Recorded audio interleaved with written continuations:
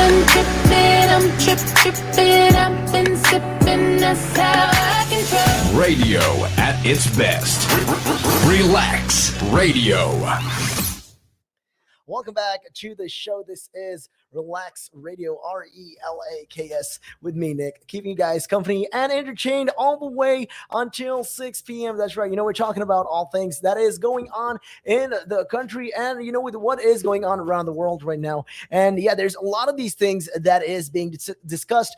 First off, with the shutting of Scotland's pubs, what is happening? What is going on with that? We will be talking about all these things and how the situation, called for all of this. And there will be talks also, we're going to be talking about all things that is going on in the UK right now with relations to this whole situation and why the lockdown easing may actually be delayed. And yeah, in case you guys are wondering who this is, my name is Nick and I'll be keeping you guys company all the way until 6 p.m. That's right. You can hit me up on those numbers. 07852 473 473. That's right. Those are the magical numbers. You can always feel free to hit me up and call me if you have any thoughts or opinions in this particular matter. Yeah, you can always feel free to hit me up. Also, don't forget, you can download the app from the Apple App Store or the Google Play Store. Carry us all day, every day. And with that being said, we are going to be talking and diving in to the topic at hand, and that is why the easing of the lockdown may be delayed. That is, of a particular regard right now, and with that, with the issues going on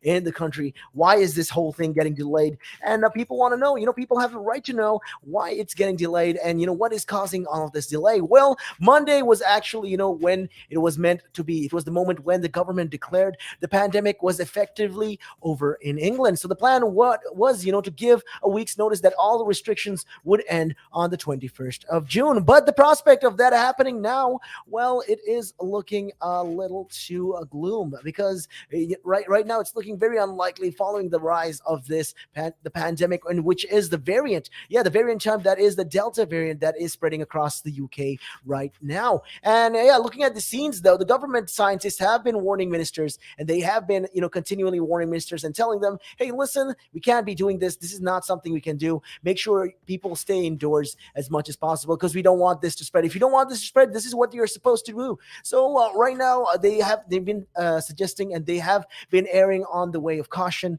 So what do we appear to be stumbling at? Why is it that we are stumbling at the final hurdle of this? Well, it was always expected that these infection rates would be rising at this point. Allowing indoor mixing was something that's bound to happen. There was bound to be a spread of the virus. And if you expected otherwise, well, you are totally living under a rock, because with that regards, we have to understand this is something that was expected, and this is not something that just happened by chance. And right now, the cases have been showing, the rates have been increasing, and there was a lot of this indoor mixing, and because of that, there has been an increase in the number of cases, and also that provided most of the opportunity for the virus to thrive and to spread as well. So with the Office for National Statistics, the ONS, right now, they're showing data that shows that 8 in 10 adults are currently testing positive for these antibodies. Which antibodies? Well, the virus. That's right. That is the Delta variant. Right now, that is a spread, and that is of concern.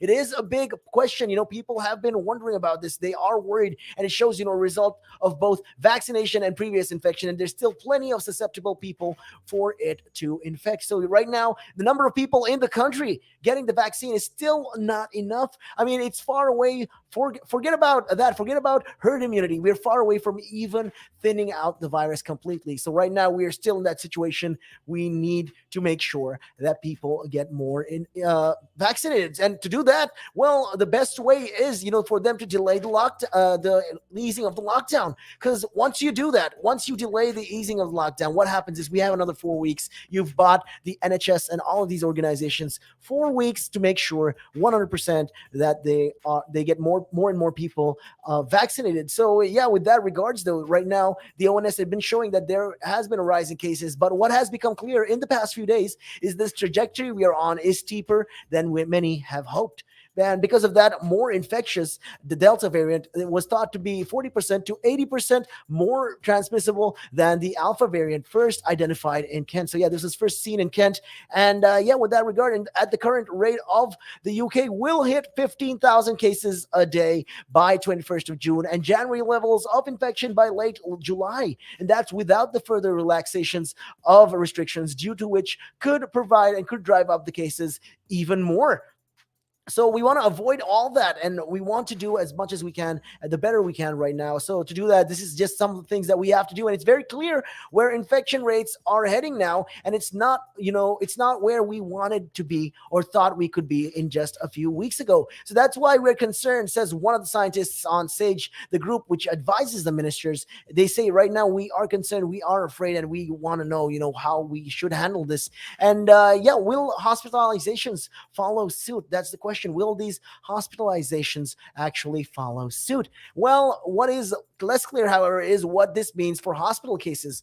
So, looking at all this, it's often said that vaccination has broken the link between infections and hospitalizations. And if people not getting serious sick, then it does not matter if the infection levels rise. But at this stage, it appears to have weakened it rather than broken it. So it's not really completely broken the spread and the transmission and the link of the virus, but rather more correctly, it has, in other words, weakened the particular link. So because of that, admissions have already started rising again. And although, like they said, the government says, okay, even if there is more infection, if the virus is more infectious, are there cases of people getting seriously ill? Is the question. So although they're not as fast as they did in September, the last time cases were rising at this rate is crazy. So this is back in September, but then we saw a spike in January. So, with that regards, we have to notice all these things. So the rate of the hospitalizations appear to be less than half of what it was then. So although there has been only a few days of data to draw on, scientists cannot be certain. Right now, they're not 100% sure.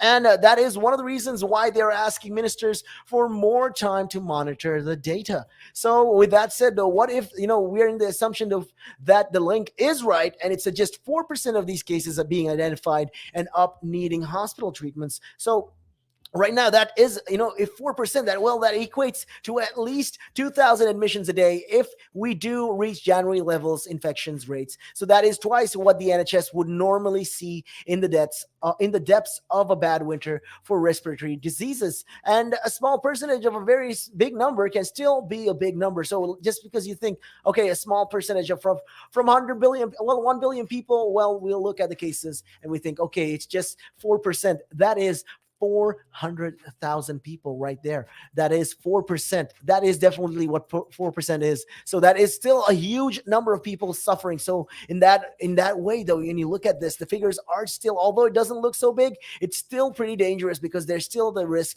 of spreading the virus. So the data on its own does not tell the full story, though. So there is evidence that people being admitted to these hospitals are younger and less seriously ill than in previous waves, and so need less treatment and spend more time in hospitals. So right now, there seems to be very few double jabbed patients, despite being those at most at risk of seriously getting ill. It's these people. So in case, they were wondering how these cases spread. Who are the most vulnerable? Well, the most vulnerable are the people who've not gotten any sort of vaccine, and the people also who've just gotten one dose of the vaccine. So this is the people who are most at risk for this. So, these are just, some of the things that they are highlighting upon, and they're saying, okay, right now, this is the situation. So a delay helps with the vaccination. If you really think about it, if you really look at it from that angle, well, it does paint the picture, and it shows that, although it's as well as time to analyze the data, a delay has also been given. It's giving the benefit of helping more people get vaccinated. So evidence right now has been gathering with this regards, and the evidence show that gathered by the Public Health England shows that getting a second dose is crucial to stemming the spread of the Delta variant. So after one shot, both the Pfizer and the AstraZeneca, the vaccines appear to stop at least about a third of infections caused by the Delta variant, compared with about half for the Alpha variant. But for both, protection offered after a second dose remained high, showing that despite the variants, every vaccine still brings us closer to ending the pandemic. So right now, the cases are rising and are on the rise. We're going to be talking about all these things and a whole lot more, as we go along in the show. We're talking about all these things. And if you have any thoughts on this particular matter, you can feel free to hit me up and let me know. 07852 473 That's right. You can always feel free to hit me up on those numbers. And like I said, we're talking about all these things and how this whole vaccination helps, how a delay in the vaccination helps. And, although it does help, like when you think about it from one of the points is that if we do keep a delay, if we make sure that we delay, well, we will have more time to analyze this virus so we can gather more information. And the other thing is we will stand a chance to get more people vaccinated. And that is a positive sign. That is a definitely positive sign. And that is a positive plus right there, definite plus point right there. So that, is going to help. So evidence gathered by the Public Health of England shows that getting a second dose is crucial. It's important to the stemming of the spread of the Delta variant. So with that regards, though, right now, after one shot, both of Pfizer and AstraZeneca vaccines appear to stop at least third of the infections caused by the Delta variant. So, but for both, the protection offered only a second dose remained high. So showing that despite the variants, every vaccination will bring us closer to ending the pandemic. So therefore, the focus remains on the second doses right now.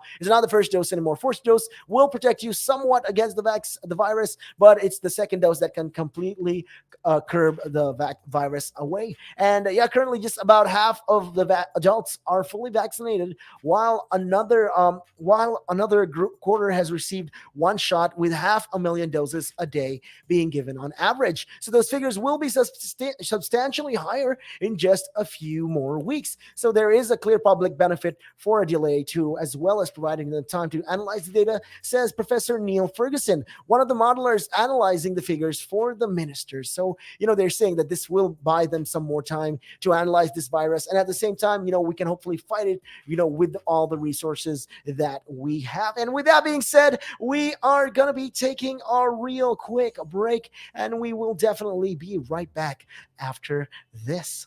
Climb Mount Everest. That is one of that's in my bucket list. You're laughing, but that is the facts right there. I'd love to do that. That is something I'm looking forward to do, hopefully. Climb Everest. Mount Everest. I mean, okay, not the very tip of Mount Everest, maybe the base camp at least. They're talking about mental health. Well, if you went out and got some exercise in the fresh air, that would improve your mental health. It will make you feel better. That's true. That is true.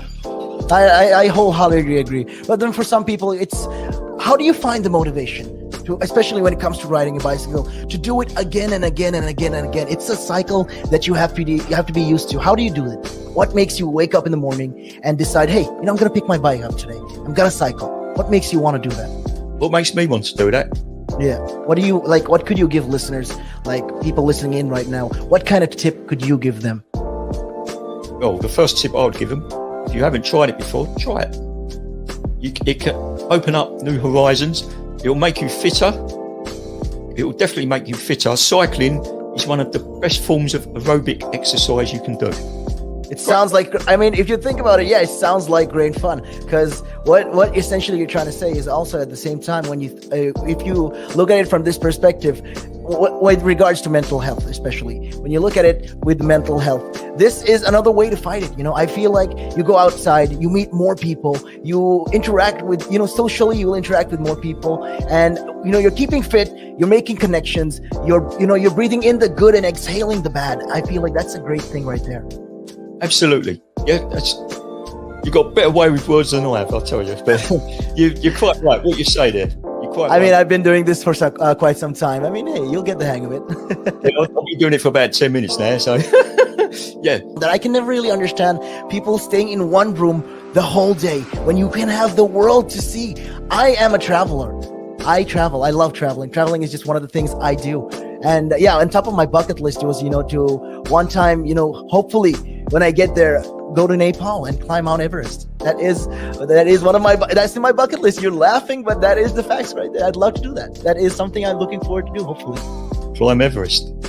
Mount Everest. Okay, not the very tip of Mount Everest, maybe the base camp at least. Base camp, yeah. At least. Would you be able to cycle there? Oh.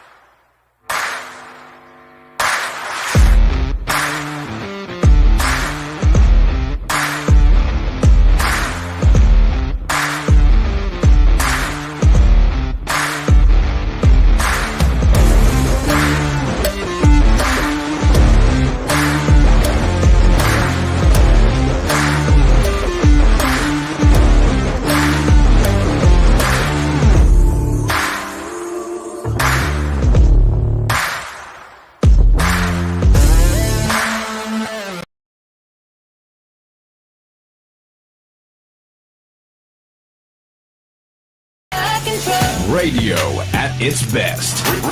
Relax Radio. Welcome back to the show. This is Relax Radio, Relaks, with none other than me, Nick, giving you guys company all the way until 6 p.m. That's right. We're talking about all things that is going on in the UK. And, there's a lot of these discussions happening as well. And with one of that is how there's been focus right now on with regards to the second dose. Yeah, people want to be getting their second dose. And with that really being said, there is a lot of these things that is being discussed. And the government right now is saying their focus is on getting people vaccinated, that is getting the second dose, making sure that we get there as fast as possible. And with that regards, like I said, these are very important things right now, and these are things that they want to do as much as as practically possible. So let's see how it goes. Hopefully, this is something that the government can bring about. So currently, just about half of the adults are fully vaccinated, while another quarter have received one shot. With 500,000 doses a day being delivered on average, these figures would be substantially higher in just a few weeks. So there is a clear public path and a public health benefit to delay, as well as providing time to analyze the data, is what Professor Neil Ferguson was saying. So he's also one of the modelers analyzing the figures for the ministers. And how this old Bolton experience offers hope? Well, of course, if infection rates keep rising, and that in turn drags up hospital admissions, albeit not at the same pace as before, there is a risk that could leave England waiting for months before restrictions end completely. So that is concerning. And right now, the evidence from Bolton suggests a lot of these things, with that regards. The evidence from Bolton suggests there is some sort of hope. And right now there is some sort of hope that infections started rising rapidly back in May as the Delta variant took hold. So the wave to which was quite different though from what went before. So before it was more crazier because we did not expect this. And like I said, this came to a point where we couldn't even handle it. And with very low numbers of the over 60s, the group that was mostly double jabbed by that point were infected. So infection spreads through younger groups, but soon stopped. And with that regards, there has been talks of how this whole thing is going on. And there's also a lot of these talks. So the changes in behaviors right now, the statistics have been showing, and the figures were recently showing that how latest waves was different. So the changes in behaviors, surge testing, and the push on vaccinations that are taking place will all have played a role, but so did too the immunity of the virus that came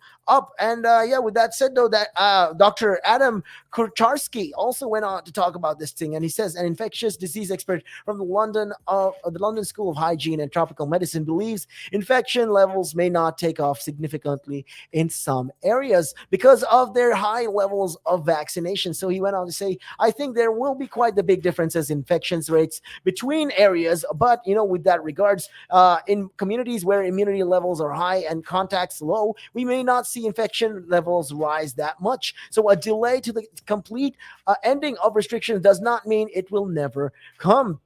So with that regards, there is being considered talks about this whole thing, and they are, considering all these things as we go along. Hopefully the UK can find a way to take a handle and take a grip on these issues that is going on. And right now, like I said, there is a lot of these talks about how, the sea borders and all of these things that is going on in the UK. And there is a lot of, discussion, especially with that regards. Right now, there will be no major lockdown easing in Wales expected before July. So this is the recent news right now. They're talking about all these things, and they're saying, okay, right now we are not going to be lifting the lockdown or the restrictions in Wales because the situations, they're looking at their counterparts and they realize, okay, the other parts of the UK are not faring very well and they are all pushing it back. There must be a good reason for this. So what we're going to do is we are going to push this back as much as possible as well. So the COVID restrictions in Wales are unlikely to be significantly relaxed until July because of the concerns about this whole Delta variant. This is what they are talking about. And the Welsh government, though, has been saying their sources are downplaying expectations ahead of a scheduled announcement by the First Minister Mark Drayford on Friday. So on Friday, they've been talking about all these things. So ministers have been looking at permitting more people to meet indoors. But as cases rise, sources say there will not be a big change in the rules for the next for weeks. So the next 4 weeks, the reason you're wondering why next 4 weeks, well, it's because, the UK right now is in that situation and that position where, it realizes that England right now is not lifting their lockdown. So what the Wales realized is, hey, okay, if they're not going to do it, we aren't going to do it either. Why risk it? Why put ourselves in jeopardy and do that? So right now, cabinet ministers met on Wednesday afternoon to discuss the scientific evidence, and restrictions on outdoor gatherings were eased earlier in June as part of a phased introduction of Alert Level 1, the lowest level on the Welsh government's coronavirus control plan.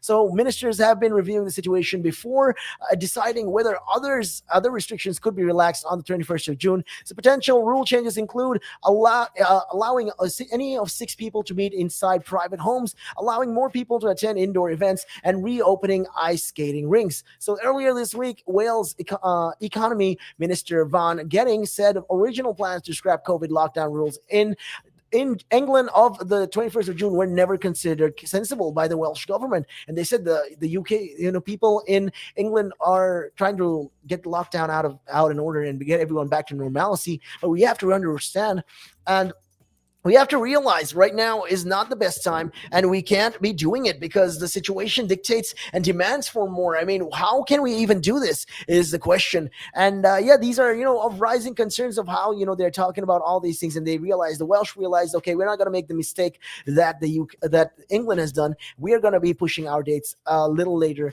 and make sure that we delay it because, it's not going to be sensible. There's still going to be a number of cases. There is still going to be a rise of cases, and we want to prevent that as much as possible. And they went on to say, the economy minister, Van Getting, said it had not been right to set out such a commitment when the pandemic caused unpleasant surprises. Because, like I said, the reason is in the UK, England, well, they promised that they will open the country in 21st of June. But that's not sensible because you have to understand there is going to be complications like this. There is going to be a rise in cases like this. So to avoid that, this is what we're supposed to do. So Boris Johnson, he has confirmed the final stage of lockdown easing in England will be delayed until the 19th of July. That's right.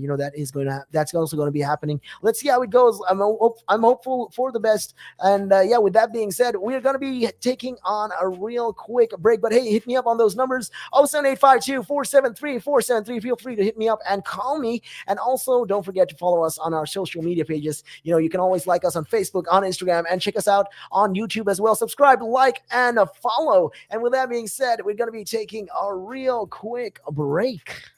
And it gives them something to look at, and it makes them laugh. It makes them laugh. So that's why I do it. Oh, and it could be a really good pickup line as well. Ladies who ask, hey, excuse me, so why are you wearing something so colorful? I mean, hey, you can always have something up on your sleeve. I mean, got me thinking, you want to stand out. Why do you want to stand out though so much, especially with these kind of shirts when you're riding? There must be a purpose behind it, right? Well, when you say a purpose, Nick, what I do, I wear the shirts mainly, one, because they're nice and bright, so they make me visible, especially if I'm riding on the road. Okay. That's very important, right? Because you want cars, very important. And also, like, people see me in like calves, and perhaps I shouldn't be saying this on here, I suppose, but in the bar afterwards. All right. And it gives them something to look at, and it makes them laugh. It makes them laugh. So that's why I do it. Oh, and it could be a really good pickup line as well. Ladies who ask, hey, excuse me, so why are you wearing something so colorful? I mean, hey, you can always have something up on your sleeve. I mean, you look like a guy who would do. You know me too well. You know me too well, Nick.